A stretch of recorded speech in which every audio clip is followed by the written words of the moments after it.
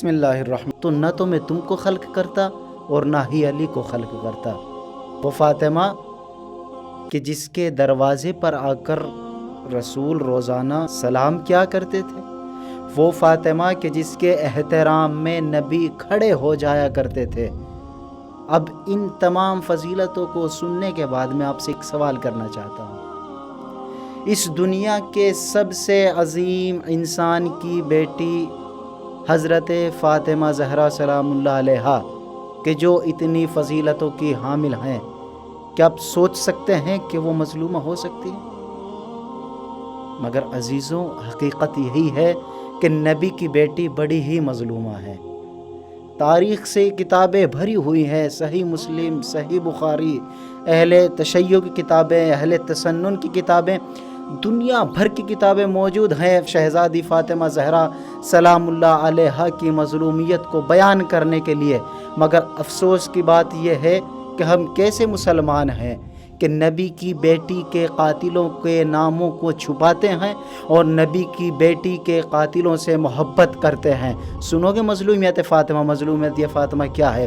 فاطمہ کی مظلومیت اگر آپ سن سکتے ہو تو سنو۔ فاطمہ تاریخ کی وہ واحد بیٹی ہے کہ جس کو اس کے والد کی موت پر رونے سے منع کر دیا گیا۔ فاطمہ تاریخ کی وہ اکلوتی بیٹی ہے کہ جس کے دروازے پر آگ اور لکڑیاں لے کر لوگ جمع ہو گئے۔ فاطمہ تاریخ کی وہ اکلوتی بیٹی ہے کہ جس کے دروازے پر جب مسلمان آگ اور لکڑیاں لے کر جمع ہوئے تو فاطمہ نے فرمایا کہ کیا تم اس دروازے میں آگ لگا دو گے کہ جس گھر میں نبی کی اکلوتی بیٹی فاطمہ رہتی ہیں؟ مسلمانوں کے خلیفہ نے کیا جواب دیا؟ وَإِن، بھلے ہی اس میں فاطمہ رہتی ہو، ہمیں کوئی فرق نہیں پڑتا، ہم اس گھر میں بھی آگ لگا دیں گے جہاں پر نبی کے نواسے رہتے ہوں۔ عزیزان محترم، سنو گے فاطمہ کی مظلومیت کہ جس کے پہلو کو شکستہ کیا گیا، جس کی پسلیوں کو توڑ دیا گیا، وہ فاطمہ کہ جس کے جنازے کو رات کی تاریکی میں دفن کیا گیا، جس کے جنازے میں صرف چند افراد شریک ہوئے کہ جن کو ہاتھ کی انگلیوں سے گنا جا سکتا ہے۔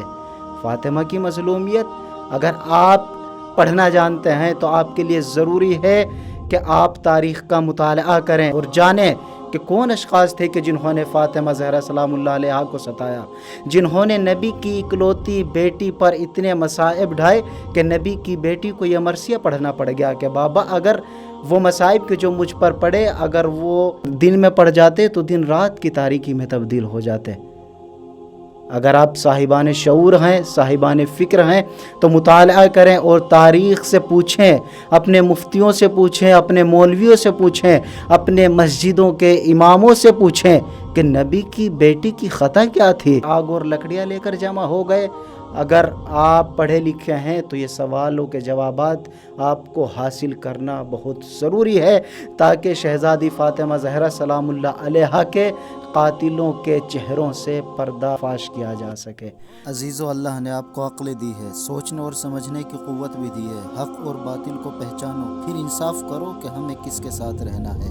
اگر ہم ان سے محبت کریں گے جن سے نبی کی بیٹی پوری زندگی ناراض رہی ہو تو کیا نبی ہم سے خوش ہوں گے؟ کیا نبی ہماری شفاعت کرائیں گے؟ فقط والسلام علیکم ورحمۃ اللہ وبرکاتہ۔